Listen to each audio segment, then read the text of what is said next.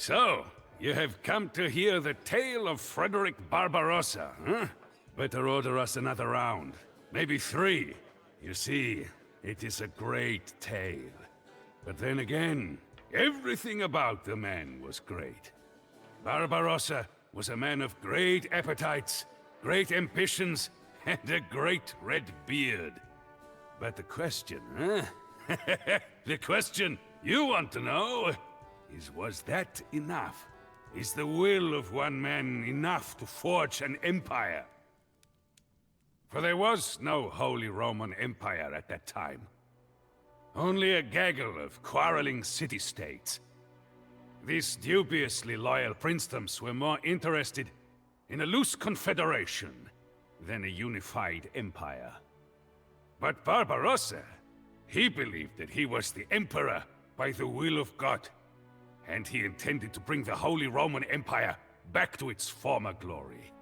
If that meant crushing all of the German princes, well, so be it. They have called Barbarossa the scourge of Europe, but he was as skilled a diplomat as he was a warrior. He united the German principalities with more than just a sword. He established a set of legal codes known as the Land Pieces. He helped the hungry by fixing an official price for grain after every harvest. The provinces of Germany quickly became the wealthiest and most powerful in Europe. The Holy Roman Empire was so successful, in fact, that it quickly became strong enough to expand. The Empire was in full bloom, and her population was rapidly growing.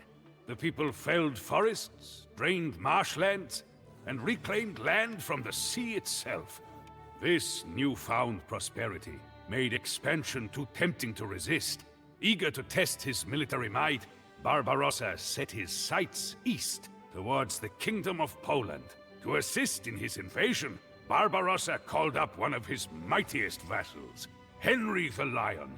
Henry was a powerful prince of Saxony, and his decadent palaces outshone the Emperor's own. While he swore fealty to Barbarossa, some questioned whether Henry the Lion did not want the Empire for his own.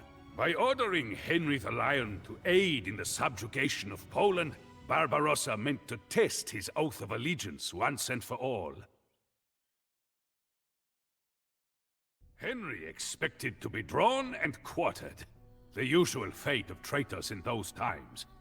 But Barbarossa recognized the potential for a strong ally, and officially forgave him, provided that Henry the Lion would swear to support Barbarossa from now on.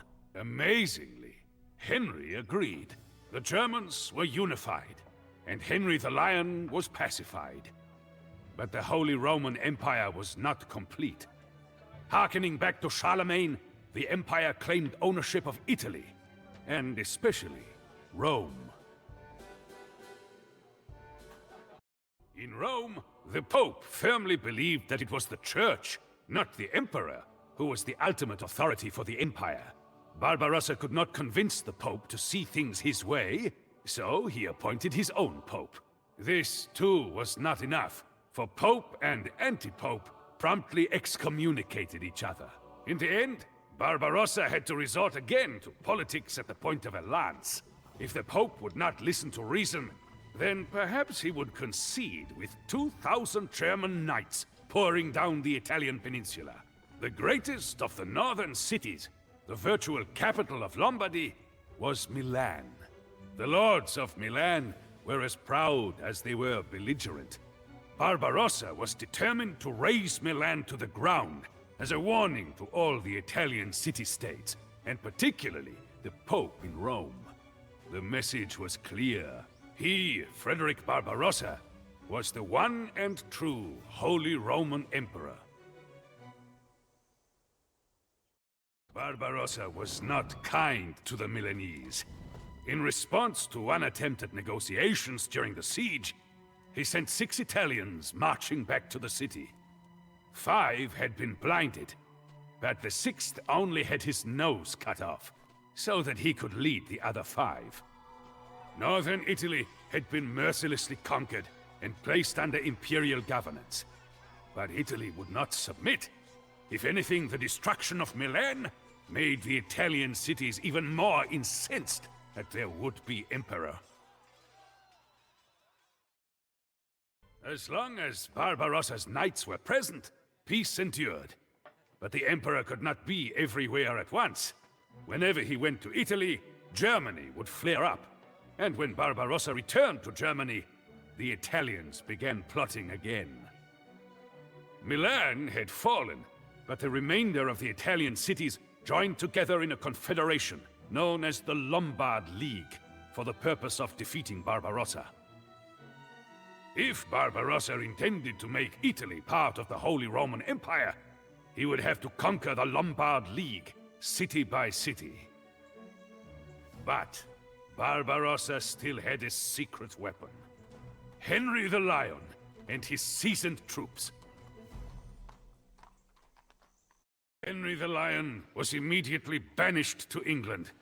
Separated from his wealth and army, there was little more he could do to plague Barbarossa. After 6 campaigns down to Italy, Barbarossa was weary of crossing the Alps. The fighting ended with the signing of the Treaty of Constance, which said effectively that the Emperor and the Pope were equals.